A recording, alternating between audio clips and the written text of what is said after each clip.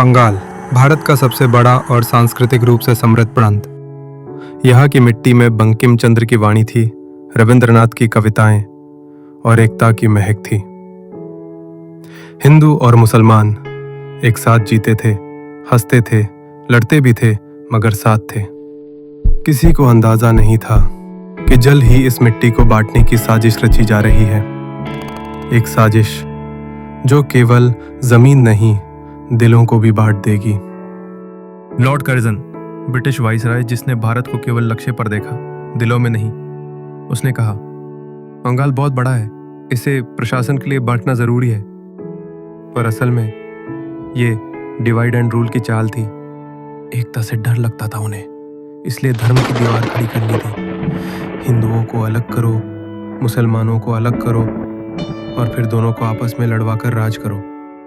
इतिहास के पन्नों में ये एक साजिश थी, मगर हमारे लिए ये आने वाली जख्मों की शुरुआत थी। 16 अक्टूबर 1905 को लॉर्ड कर्जन ने बंगाल का विभाजन लागू कर दिया। बंगाल को दो हिस्सों में बांटा गया, पूर्वी बंगाल और असम, जिसमें मुसलमान बहुसंख्यक थे, और पश्चिम बंगाल, जहां हिंदू बहुसंख्यक थे।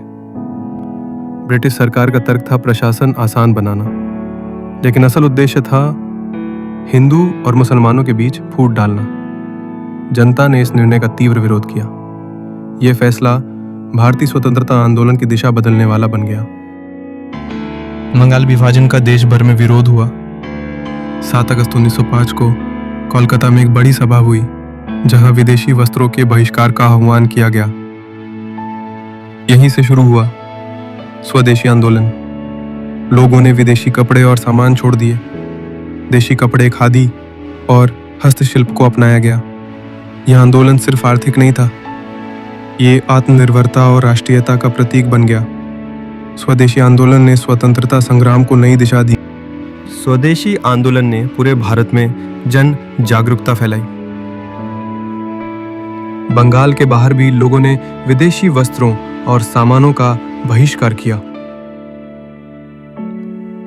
शिक्षकों, छात्रों और महिलाओं ने भी आंदोलन में हिस्सा लिया। यह पहली बार था जब आर्थिक आजादी को भी स्वतंत्रता संग्राम से जोड़ा गया। विभाजन के खिलाफ यह एकजुटता आगे चलकर आजादी की नींव साबित हुई।